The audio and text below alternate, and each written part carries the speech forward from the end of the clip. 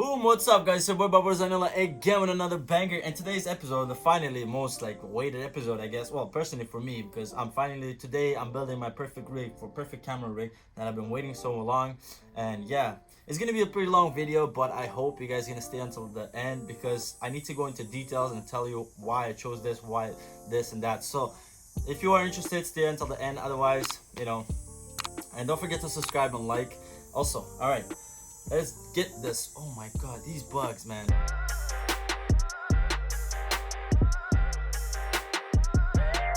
First things first, what we're gonna need is a camera.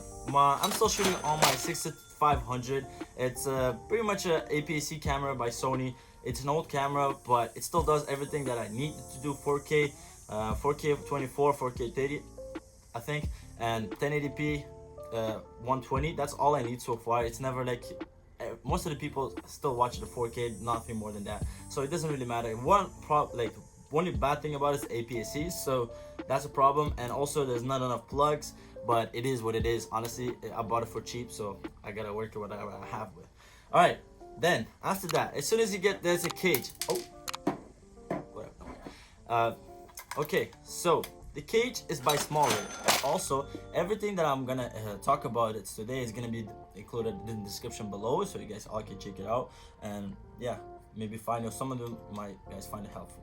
All right, first things first, like I said, you get the cage. It's by Small Rig. Small Rig used to make cages, but I had it for my 6300 and I didn't like it as much because it wasn't as it wasn't as sturdy. It would move around. But on the new ones now, they give you this small little extra screw that you can put it inside, and right down here, I'm not sure if you guys can see it there, right down here, and that actually keeps it pretty sturdy and it's super helpful. Back in the days when I had my 6300, it was moved around a lot, but now it's really sturdy and I love it. Before we do anything, we need these two tools. They both, well, not both, I guess this one came with the cage and this one's by Small Rig. It's multi-tool and it has pretty much everything that you usually need for building a rig or breaking it down. I find it super helpful. I highly recommend. So yeah, when you buy this cage, most of the cages are Small Rig, and if it comes with a small screw on the side, it usually comes with a small attachment. So all you gotta do is just put it in there and screw it tightly, as tight as you can, because this is gonna make sure that your camera won't move from a cage and it won't wiggle around. And that will be super helpful, because if you put on a tripod, if it wiggles and moves around, you do not want that. And especially if you want to put on a cage and then rig it up, it's going to be helpful if you tighten these two things up. That's one. Another one is the bottom. The bottom, make sure it's tight as hell so it never moves. So you take this part and you screw it in all the way. Boom. Now it's sturdy. It's not going to go anywhere. It's not going to move anywhere. As soon as you're done with the camera, what I do is I put on my lens. Alright, regarding this lens, I use 24-70 Sigma. It's a beautiful lens. I love it. It's sharp and it's like the colors and everything works perfectly for me, and hopefully most of the other people as well. The reason it looks like it has a lot of stuff on it, because it does. First of all, it's a ring, follow focus ring. Most of the when you buy a follow focus, it comes with this special ring and you put it on, so you can pull the focus properly. Second thing is these extra attachments, which I'm going to talk about later on, as well as an ND filter. All right, so what you're going to do is take out the cap for camera as well as cap for the lens. So there's two white dots, one white dot on the camera, one white dot on the lens. And what you're going to do is just line them up, and boom. And when you hear that click, that means it's on. And after that, look, that's a rig already looking nice. Put these two guys aside. After that, what I usually do is take my handlebar. It's pretty old. I bought it for cheap. I don't really care about those extra that is loud. I don't really care about this extra wooden handlebars. I could care less. As long as it does the job, as long as it works, I can still put it on and use it like it's meant to be. That's all that matters. All right, I put it on right on the cage. There are multiple holes, but just pick one that's most convenient for you, because maybe you want it more to the left, maybe you want it more to the right, because it depends on how your rig is going to be. and if it's more heavy on the left, you would rather put on the right side, or vice versa. I already built this rig like so many times, so I already know exactly what I want it to be, and I'm kind of used to it now. I don't even need to like look for the holes or anything like that. So after that, I take my small rig multi-tool, put it on, and tighten up as much as you can, because this part you always want it to be tight as well. So you put it on and boom, tighten it one more time. Now it's sturdy, it doesn't go anywhere. That's perfect. All right, next step is this the small rig cold shoe. So the reason I went with this one, there's so many other options nowadays, but the reason I went with this one, because I just feel it's way sturdier than most of the other ones, and that's why I like it, because if it's sturdy, it makes me feel like more confident about it, that it's not gonna fall down, break down, or something like that. And yeah, that's the reason I bought it. Another reason, it actually tilts like 75 or 90 degrees, so it's perfect. So you take this, it has a cold shoe part and mount, and my handlebar has that as well. I just put it in and slide it just like this, boom. And after that, I tighten them up. And when you tighten them up, I highly suggest you guys first fully tighten it. After that, grab a multi-tool, and there's gonna be holes right there, right? So I don't know what these holes are for, but I found out, like, if you take this multi-tool and put it inside and just tighten it even more, just for safety precautions, so it doesn't slide out, because these cold shoes are not that great. And after that, I take my automos. I'll probably make another video about automos, why it's so handy, why I find it super useful, and why it works so well with my cage, with my camera. Yeah, and also the Anderson. So let's talk a little bit about this guy. Anderson is now is getting more well known, but before, when I just bought this, it was like nobody pretty much knew about it. I think small rig cages are gonna cost you like $140, and it doesn't even come with this HDMI clamp. When Anderson, I bought it for $98, and it came with everything, the hood and all that, so I was like impressed. And it does the same job. It's like literally same metal, everything. It has all the parts that you need. Like, cage is perfect. I love this.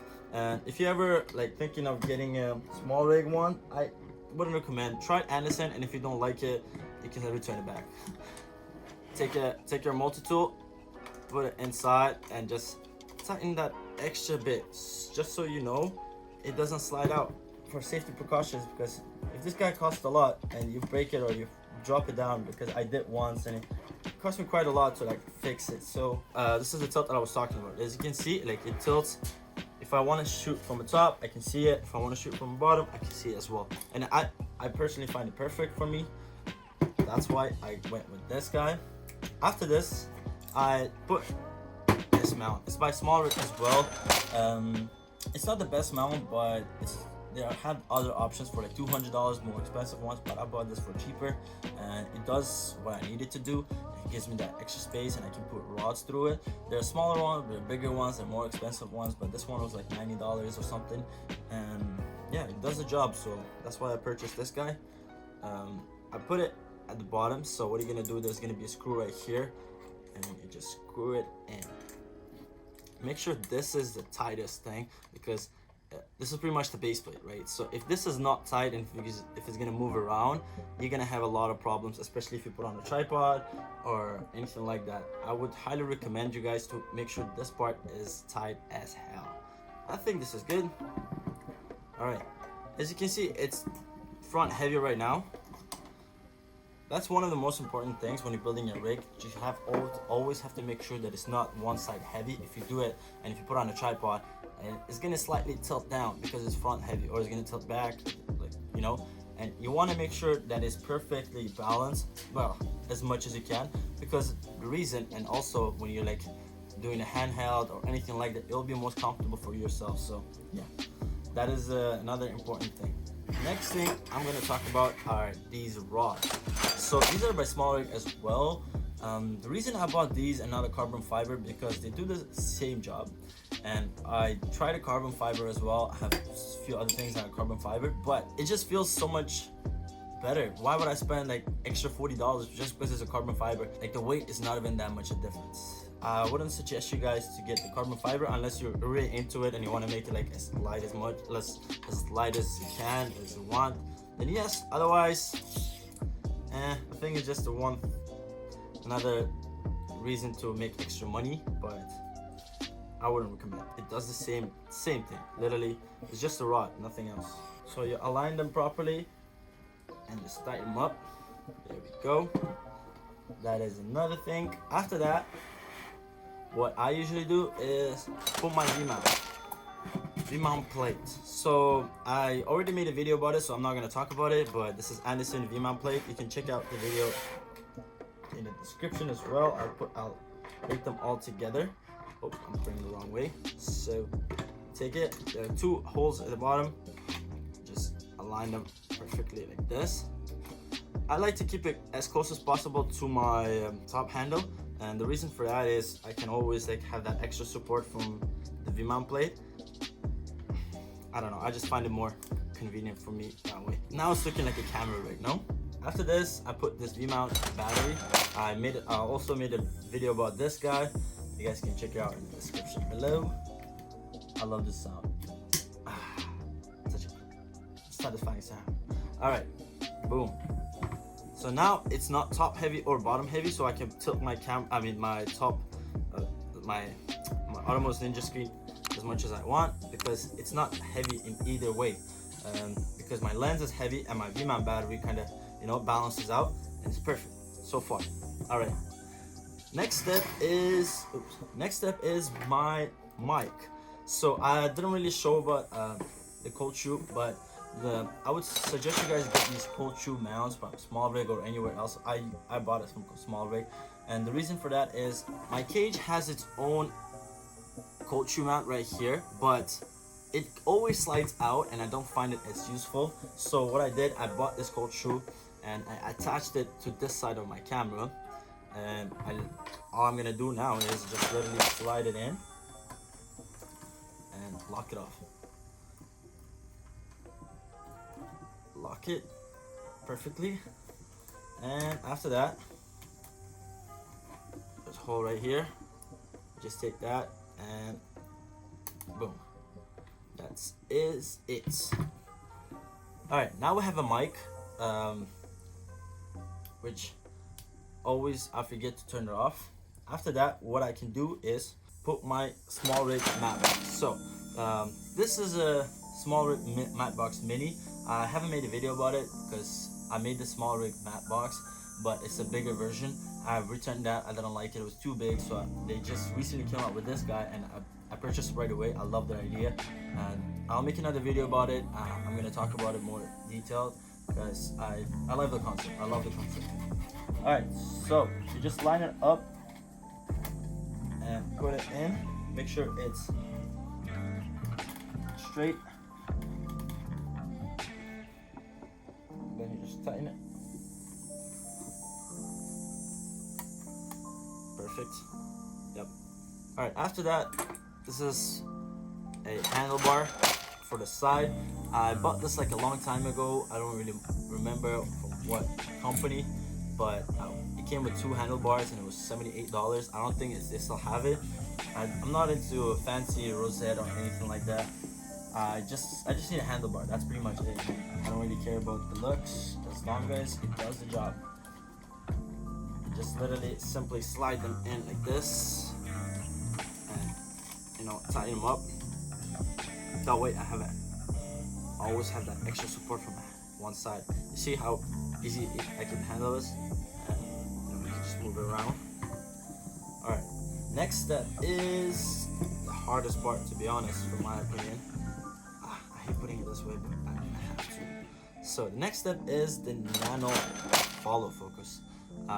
It's also, I made another video about it when I just came in. I recently purchased it. So what I do is, it comes with these 2 extra base plates, and I screw one of them in first. Yeah, this guy has to be tightened as much as you can because we're gonna have another plate attached to this guy, and if this guy is not tightened properly, you're gonna have trouble. You're gonna have a lot of problems. Like I said, there's another plate right here. You take this plate, you attach it to the corner of this guy. So when you're attaching this guy, you just have to make sure that this lever right here stays outside and that way you can take off your follow focus whenever whenever you want. Otherwise, you're gonna have a lot of trouble. So you just line them up like this, and then find the rod. Find the screw and tighten. Done. Okay, and now you take the Nano follow focus and literally just slide it in. Boom, and boom. That's it. That's super easy, super simple. Now I have extra support from this side where I can pull my focus and like hold it from this side. And also the V-man plate is gonna help me like keep it sturdy against my chest like this. Alright, this is the main main thing for follow focus, for tilted follow focus. It's a motor that you're gonna have to attach it to the bottom rod right here. You're gonna slide it in, and you're gonna make sure it's lined up with the follow focus ring for the camera that I was talking about earlier. Just make sure you don't tighten them up too hard, like fully, because if you do, you're gonna have a lot of, sometimes not a lot of, but sometimes if I realize that when I tighten too hard just to keep it like safe, my follow focus doesn't work too well. So just give a little bit of space in between so it goes up and down smooth. And yeah, now I have that follow focus. Okay, we're actually pretty much done. Now what I'm gonna do is just add the cables. I have 3 cables. I'll tell you each one of them what it's for. So this is the first cable is HDMI to my camera. So this part goes to HDMI part goes to my Automouse Ninja, and this one goes to my camera. Super simple. So like I said earlier, what I'm gonna do is attach it one to my HDMI Automouse Ninja. Next one goes right to the bottom right here to the camera micro USB part. Yeah, don't forget to like tighten these 2 knobs, because the reason for that is so your HDMI keeps tight in there and it doesn't come out. Otherwise, sometimes if you're on set, you can forget, or somebody touches your camera and you can literally come out. And I'm already broke one of my HDMIs like that, and I don't want to do it again. So that's why Anderson's cage is perfect for me. The next thing is this cable. So this is a Q-type cable to 12.5 volts, I think. This one's for my Automouse. So I'll tell you guys how it works. So when you buy the when you buy the Automouse, it comes with these extra stuff in the box. This is for MPF, like Automouse 6 MPF batteries, Sony MPF batteries, but this is pretty much a adapter, and you can get them online, or when you buy the Automouse, it comes with it. So what you do is you just take this part, you attach it right here, boom, and then you slide it in. It's like every other battery. It clicks. When you hear that click, that means it's in there. And next, you take this part, you slide it into the side. There's a Q-tap, 7.2 volt. There we go. There's so many volts. And now it's perfectly in. And if I turn on the battery, it will definitely turn on. After that, the reason I buy these kind of curly, I don't know what it's called, like these kind of cables, because it's less maintenance and it's so much easier to work with. And the last cable is my dummy battery. My dummy battery is for Sony, old Sony. You can find them on Amazon for like $50 max. It's not that expensive because it's older version batteries. You just take it literally and then slide it in. And in the 6500 or all those APC batteries, at the bottom there's this lever. When you close in it, there's this extra space, and when you can put the cable through. I love this actually, a little small detail thing, but I love it. And last but not least is the follow focus cable. It's a tilted cable. So there's a USB port right here. You take that, you attach it, comes around. I take it to the bottom. As you can see, I put a bungee cord in there, and you just attach it to the side. You open this right here. You line them up. You are good to go. All right, so this is the final rig. This is how my final camera rig looks like. This is the HDMI clamp that I used to use, but I can't use it anymore because of follow focus. But I just leave it there. I don't know why. sometimes I might need it because of cable management. As you know, guys, all the filmmakers or videographer are like cable management freaks, so that's for the reason I bought it. But sometimes if I see I have an extra cable and I get a little annoyed by it, like extra cables everywhere, so I just take this and you know, attach it with one of my somewhere in my cage and just kind of keep it clean. That's the reason. All right, let's turn it on. So first you gotta turn this on Anderson on. After that, I turn my video mic and then my camera and then my Atomos. It's working like a shit. Alright, so this is it, guys. This is my final camera rig. This is how my camera rig looks like, and I love every piece of it, like everything. Obviously it took me like a couple of years, no, I think 2 years to build piece by piece. I bought it one by one, and it does everything that I need so far. Obviously in future, if I start doing different kind of jobs, I'll probably just switch it up, but right now it does everything I need. I don't have to switch out my batteries like 15 times. With a V-mount, I can stay for like 3 hours and 6 hours. I shoot everything on my SSD, my lenses, I mean my sound is there, everything works perfectly, my follow focus. I just love every piece of it. That is it. That's all I wanted to share with you guys today. Hopefully you guys liked it, hopefully you guys enjoyed it, and as always, thumbs up if you liked this, thumbs up if you loved it, and I will see you guys on the next episode. Probably not building my rig. Actually, yeah, I can make another episode about Atomos and Anderson. How do I find this camera roll? Anyways, alright. Ciao, guys. Peace. Ugh.